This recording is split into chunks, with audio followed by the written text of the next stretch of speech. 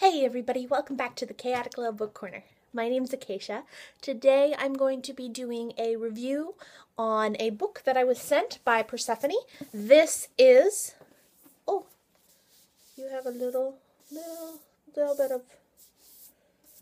Yeah, okay. It's cool. I'm just kind of overprotective of this book. Maybe a little slightly. Yeah. There Were No Windows by Nora Holt. Okay.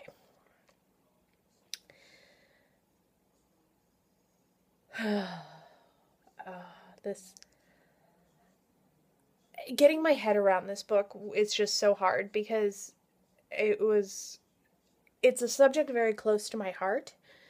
Alzheimer's is something I've had experience with, not myself, but I'm the grandchild of someone with Alzheimer's, and unfortunately now have lost that grandparent to Alzheimer's. But from my perspective, as a child, when the Alzheimer's began to kick in, what I remember most is my grandparent not being able to remember who I was. My grandmother had Alzheimer's and my grandfather had dementia. And so between the two of them, by the end of it, they weren't my grandparents. And so, reading this book kind of brought a lot of things into perspective that as a child I didn't see. The deterioration that they kind of began, I was younger at the time.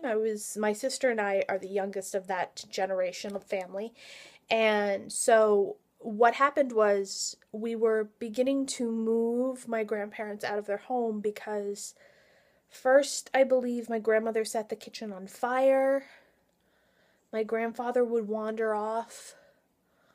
And it was just slowly becoming very evident that they were dangerous to themselves. So, as a child, my outside view was that something was just off, and I couldn't understand. I remember myself being frustrated that they didn't know my name, that they weren't spoiling me like they used to, and I'm not trying to say I was a bratty child, but when you're 10 years old and all of a sudden your grandparents don't dote on you like they used to, it gets very confusing. And those grandparents, they're my mom's parents, they would support you anytime you did anything. Actually, I honestly believe right now that my grandmother would be so proud of me for doing this channel in general. She just always supported anything that to do with creativity and art and history and culture. And she brought me to the Museum of Art when I was young. She taught me how to do a lot of things, and she was always very creative in her own way. She grew up in a time, she grew up in the Depression, so she was very frugal. She was very creative with food, but I missed a lot of that because by the time I could remember, she started fading, and I remember all that. So when I read this book, I was so happy that the perspective was from the woman suffering from Alzheimer's. Now, so the main character, I will admit, the whole concept becomes... I almost got confused halfway through the book with, which characters were which. And I don't think that... I think that was done on purpose. I could be completely misreading it and giving, all the wrong information to you. But it felt on purpose to me. I'm about to literally pull a shelf over on myself. Okay. It felt on purpose to me. And it was a good on purpose because what I found was instead of feeling throughout the book as if I had a grasp on what this woman was going through, I felt as confused as she did. The main character is an older woman who has lost her family. So she's lost her husband, She never had children. She's older, so her parents have both passed. And she is remembering the time period in her life during World War One. And it's now World War Two.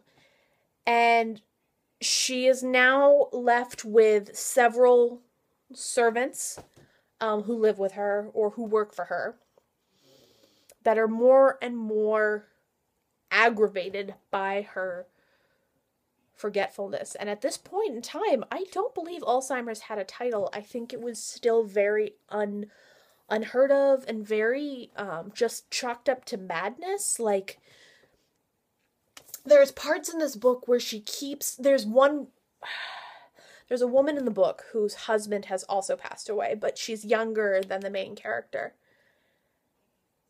And our main character repetitively asks this woman how her husband is doing, and this woman repetitively has to inform her that her husband is dead. And then the main character remembers that her own husband is dead and tries to sympathize with the woman whose husband died recently, and the woman is just completely frustrated because here she is having a conversation with this woman, and all this woman can do is talk about how sad she is she lost her husband when she lost her husband much further back. At one point she's confused why her father isn't around, and then she realizes her father has been dead for years.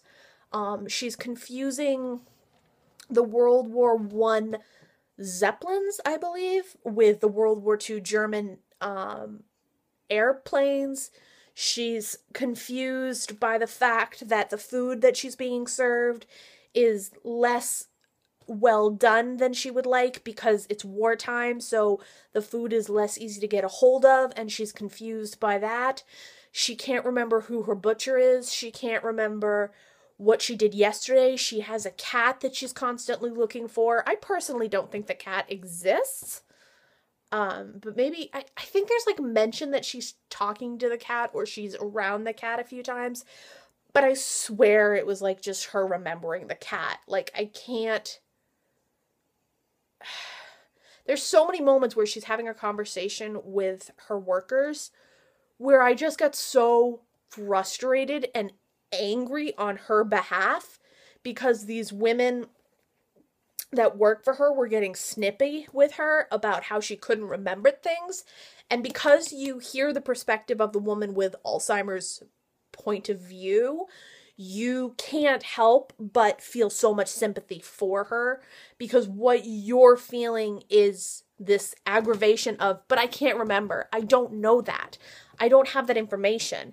But then as the book continues, you've now gotten the information like 10 times. So now you're like, wait a minute, why are you asking this again? We already know this. And it feels repetitive, but don't avoid this book because of that. Because it makes it so important. If you don't understand what the feeling of memory loss or amnesia or confusion feels like a foggy brain or an unknown situation, if you don't know what that feels like and you're curious, There Were No Windows is amazing. There Were No Windows is amazing, period. I gave this book 5 stars easy. It was gorgeous. It was phenomenal. It was amazing as far as touching on a subject that really I don't see touched on very much. And it gave me a much stronger appreciation for what people go through or what people of an older age go through. I have read Still Alice, but I actually found this one a little more heart-wrenching, if that's the right word.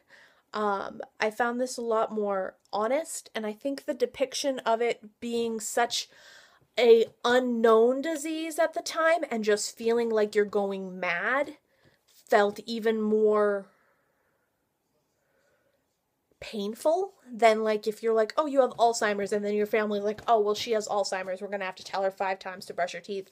Instead of having that that connection with the doctor and your family and yourself, and understanding that Alzheimer's is the actual term, you're stuck in the situation where you just feel as if you're going mad. And it's such a beautiful adaptation for madness and what it feels like to lose your mind entirely, but at the same time have no control over it. Like, oh, it broke my heart, but I will read this again. And I will probably hand it off to my family members because we have such a close relationship to the disorder or the disease, because Alzheimer's is actually a disease and it can actually be the cause of death. At some points, people forget how to breathe with Alzheimer's. It's dangerous. It's a scary disease. But yeah, this is beautiful and wonderful and eloquent, and you guys should definitely give this one a look. It's not like anything else I've ever read, and that made it much more interesting, and it's also not like anything else I think I ever will read again. So, important book, wonderful topic. There Were No Windows by Nora Holt. Amazing. Pick it up. You will love it. Promise. Alright, guys. This has been a review done for Persephone Books. They did not pay me for this, I promise. This is my own honest review. And I hope you guys enjoyed it, and I hope you guys will follow up with this book. And I will see you in my next video. Bye.